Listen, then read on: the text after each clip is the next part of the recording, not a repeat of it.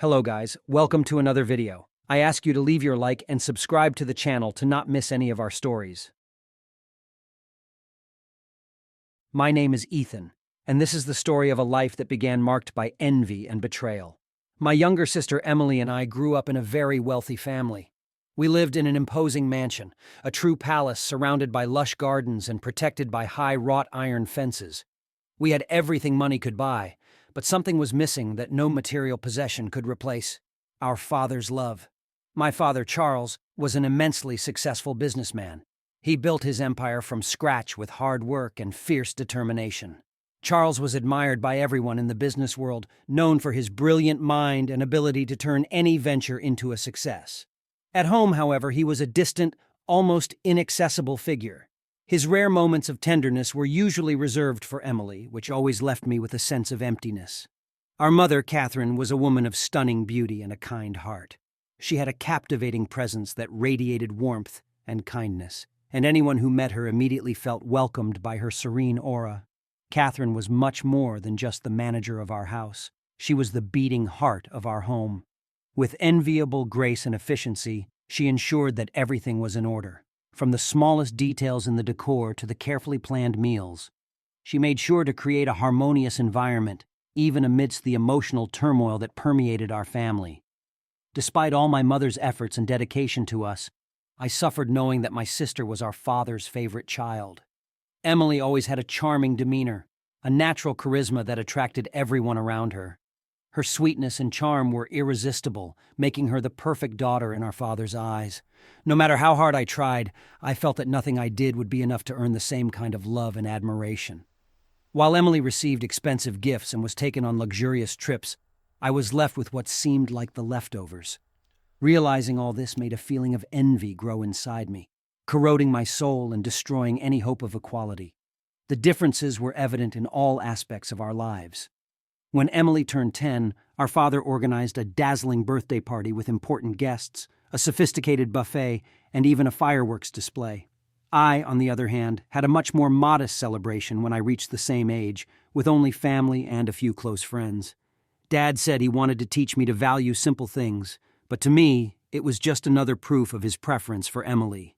I remember one particular Christmas that deeply marked this difference. Emily got a purebred horse, something she had always wanted. The happiness on her face was radiant as she caressed the animal and whispered words of affection in its ear. My present, although expensive, was a watch I didn't even want. Dad said he was trying to teach me about responsibility and value, but to me, it was just more evidence of his preference for Emily. Every smile he gave her, every word of encouragement, was like a knife in my heart, deepening the wound of rejection. The feeling of invisibility was constant. When I won a medal at school for a science project, my father barely looked up from the newspaper to congratulate me, while Emily received effusive praise for any small achievement. I remember a day when I organized an exhibition of my drawings in the living room, hoping to impress him. Dad quickly walked past the paintings, murmuring vague comments, while always praising Emily's paintings, which were amateurish compared to mine. The envy I felt turned into a constant pain, a shadow that accompanied me every day. Every gesture of favoritism, every word of encouragement directed at Emily was a cruel reminder of my own inadequacy. Every day I felt more invisible and undervalued, while the distance between me and my father grew irreversibly. Years went by, and my envy only increased. Although I harbored this terrible feeling, Emily and I never ceased to be close.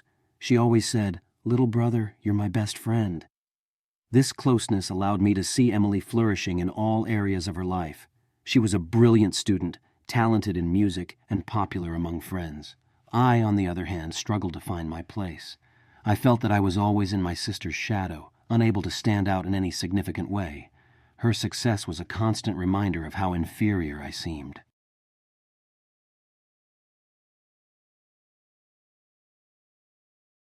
When we became adults, Emily's life continued on an apparently perfect path. She married Thomas, a wonderful, charismatic, and successful man. Thomas was everything one could wish for in a partner: attentive, loving, and deeply passionate about Emily. They met during a trip to Paris, where Thomas was finalizing an important deal, and Emily was exploring the city's art scene. The connection between them was immediate, and their relationship quickly flourished, culminating in a fairy tale wedding. I, on the other hand, was mired in failed businesses and unstable relationships. My life was a series of disappointments, and I blamed Emily for everything. In my twisted mind, if she weren't around, maybe I would have received the love and support I so craved. Years went by, and Emily and Thomas had a daughter whom they named Sophie. Sophie brought a new breath of life and joy to the family. With her bright eyes and insatiable curiosity, she quickly became the center of attention and the pride of her parents. Emily and Thomas, more united than ever, dedicated themselves to raising Sophie in a home full of love and security. The presence of my niece made my bitterness and resentment culminate in a plan I never imagined I would be capable of executing. My frustrations reached a boiling point, and in a moment of desperation, I decided to destroy Emily's happiness to see if it could finally bring me some peace. I knew I wasn't the most sensible person in the world, but as I devised my plan, I felt a mix of excitement and fear. The perfect opportunity arose when Emily and Thomas were planning a grand birthday party for little Sophie, who was turning 5. I knew the whole family would be present, as well as many of Thomas's influential friends. I decided this would be the occasion to unmask Emily and expose a secret she had kept for years.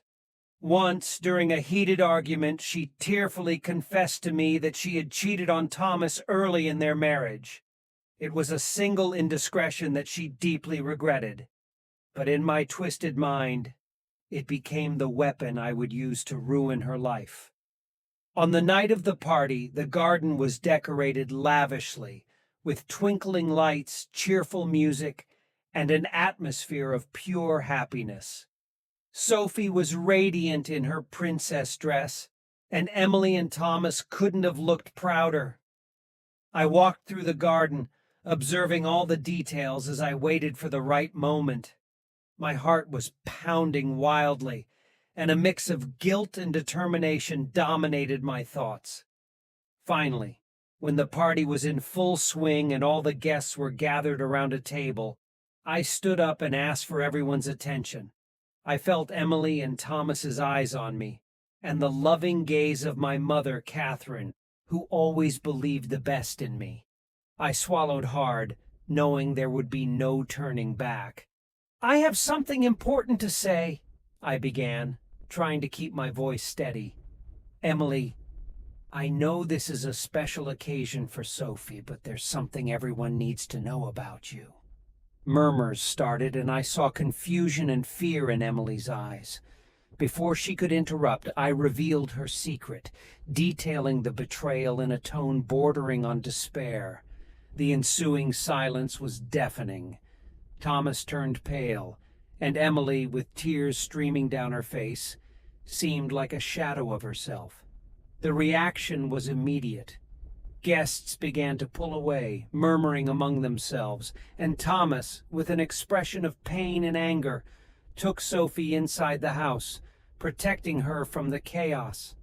Emily stood still, as if paralyzed, while the tears continued to fall. At no point in her life did she think her little brother, her best friend, could do such a wicked thing to her. My mother, who had always been my safe harbor, approached me with an indescribable expression of sadness. "Ethan, what have you done?" she whispered, holding my arm. I felt an overwhelming weight of guilt, but I was still blinded by resentment. I thought it was fair that Emily felt her world collapse at least once, as her life until then had always seemed perfect.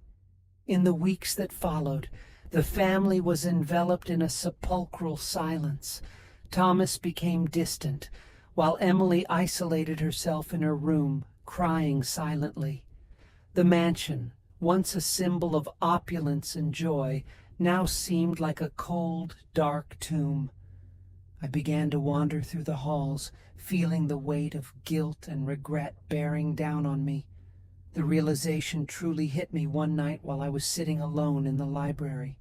I looked around, seeing the shelves filled with books our father proudly collected, the family photos that once adorned the walls now seeming like silent accusations. The absence of Emily's laughter and my mother's warm presence made everything even more unbearable. Memories of childhood moments with Emily began to haunt me. I saw flashes of us both playing in the garden, competing for attention at birthday parties, sharing secrets before bed. I always thought that her destruction would bring justice to my suffering, but I realized that by hurting her, I destroyed parts of myself. The guilt eroded my soul, and suddenly the magnitude of what I had done became unbearable. I saw the deep, dark circles in Thomas's eyes, the way he avoided eye contact, and the silent sadness that emanated from Emily. The happiness and joy that Sophie brought home were replaced by a crushing pain for which I was responsible for causing. Finally, no longer bearing the guilt, I went to Emily's room. I approached the door with hesitation, hearing her muffled sobs. I knocked slightly, but did not wait for an answer. I went in and saw her sitting on the bed, her eyes red and swollen, with an expression of desolation that broke my heart. I sat next to her, my heart heavy with remorse. "Emily, I'm sorry," I began, my words faltering. She looked at me, surprised, but said nothing. So I started. "Emily, I was so blinded by jealousy and resentment that I didn't realize how much I was hurting you. I thought destroying you would bring me peace, but all it did was increase my suffering." She stared at me, tears still rolling down her face, but there was an expression of pain and disappointment in her eyes. "Ethan," she whispered, her voice trembling, "I've always loved you as my brother. I wish you could see that. I've always had you as my best friend. I don't understand how you could do that." So I said, "Emily, in my twisted mind, I blamed you for all my failures. I believed that if you were not present, maybe I would have received the love and support that our father so longed for. Unfortunately, this jealousy was always present in my life and turned into an obsession. I constantly relived the moments of our childhood, convincing myself that his presence was the reason for my unhappiness. Every smile you received, every word of encouragement, my resentment deepened. I was caught in a cycle of bitterness and self-pity, unable to see that you were never to blame for anything. The truth is, while I, Ethan, always felt rejected and forgotten, Emily carried her own invisible burdens. Growing up under the shadow of our father's praise and gifts was, for her, a reality as painful as mine. His version of the story is marked by a pain that I had not realized until then. Emily always seemed to shine, a radiant star that attracted everyone around her. But behind that charming smile, there was a girl who longed for something more than the superficial brilliance of material things. For Emily, the compliments and gifts of our father were like flowers without perfume, beautiful in appearance, but without the essence of true love and affection. She clearly remembers a night when she tried to share her passion for music with him. At the age of 8, Emily practiced for weeks to play a piece on the piano she had learned on her own. When it came time to introduce herself to our father, she was anxious, hoping to see a glimmer of genuine pride in her eyes. But as he rang, Charles was on the phone, his mind focused on his business. He complimented her quickly when he finished, but her distant gaze and lack of real interest plunged deep into Emily's heart. For her, every expensive gift and every empty compliment were memories that our father was trying to buy her affection, compensating her absence with material things. She always wanted his time and attention, something no gift could replace. That Christmas she won the thoroughbred horse. She was very happy to receive that gift, but what she really wanted was a simple afternoon strolling in the park with Dad, listening to stories and sharing laughter. She suffered in silence, aware that our mother, Catherine, did everything possible to balance the attentions and keep the peace. But even our mother's unconditional love could not fill the void left by our father's emotional absence. Emily was afraid to show her true emotions, believing that if she exposed them, she would destroy the fragile illusion of perfection that Charles had built around her. When Emily entered adolescence, her relationship with Dad became even more complicated. He began to plan her future without consulting her, believing that he knew what was best for her. By enrolling in a business school without even asking her opinion, Dad undermined Emily's dreams of becoming an artist. She wanted to follow her passion for painting and music, but felt trapped in a golden cage, shaped by our father's wishes. In moments of loneliness, Emily wrote in her diary, pouring out her feelings of frustration and sadness. She was jealous of my freedom, even if she didn't realize that I also felt trapped in another way. For her, my independence was a luxury, a possibility she could not reach under the watchful and controlling eye of our father. Though she looked like the perfect daughter in our father's eyes, Emily carried a pain few could see, and that pain intensified when she married Thomas. Although the love between them was genuine, Emily feared that one day Thomas realized that she was not the perfect woman everyone thought she was. The insecurity generated by years of unrealistic expectations eroded her. And the betrayal she committed at the beginning of the marriage was a reflection of her inner confusion and search for an emotional escape. When I revealed her secret during Sophie's birthday party, Emily not only felt the public humiliation, but also the crumbling of her carefully constructed world. She never wanted to hurt Thomas and suffered deeply for her impulsive actions and past mistakes. In those weeks of silence and isolation, Emily went through a painful introspection. She acknowledged that her life, despite appearances, was as full of pain and regret as mine. Emily began to say, "Ethan, I've always noticed your suffering," she said, her voice soft but firm. "I seemed to have everything, but in fact I felt I had nothing. Our father's gifts and compliments were empty to me. I just wish he was there for real. We both suffer in different ways, but the root of our pain is the same: Dad's emotional absence." Her eyes were full of tears, and for the first time, I saw the depth of her pain. She continued, "I never wanted to compete with you. I just wish we were a real family. You were all I had." I realized that, like me, Emily was also looking for love and acceptance. She reached out and I held her hand, asking for forgiveness incessantly. I asked her for a chance to redeem me, and promised that we would now work together to rebuild our family. Charles, who had witnessed our conversation from a distance, approached slowly. He seemed more vulnerable than ever. "I know I failed you, and I can't change the past. Ethan, I always hoped that one day you would be the man of the family and take over my companies. Since I built everything myself with a lot of sweat, I was hard on you. I thought if I made things harder, you'd develop my resilience skills, and you'd learn to value the empire I built, so that one day you could take over business. My father said so. Emily, I always saw you as a fragile little girl. I thought you needed my protection all the time, and I would guide you making decisions for you. But my presence was so superficial that I never realized that your needs weren't those. I wish we had spent more time together in your childhood. Unfortunately, I can't erase the past, but I'm here now, willing to try to be the father you've always deserved. I wish very much that this was possible. Give me a chance to make amends for my mistakes." With tears in her eyes, Emily and I embraced our father. At that moment, a new promise was made of love, understanding, and mutual support. Over time, our family began to heal. Charles dedicated himself to knowing our true desires and dreams, supporting Emily in her artistic career and helping me in business. Emily and Thomas rebuilt their relationship based on honesty and forgiveness.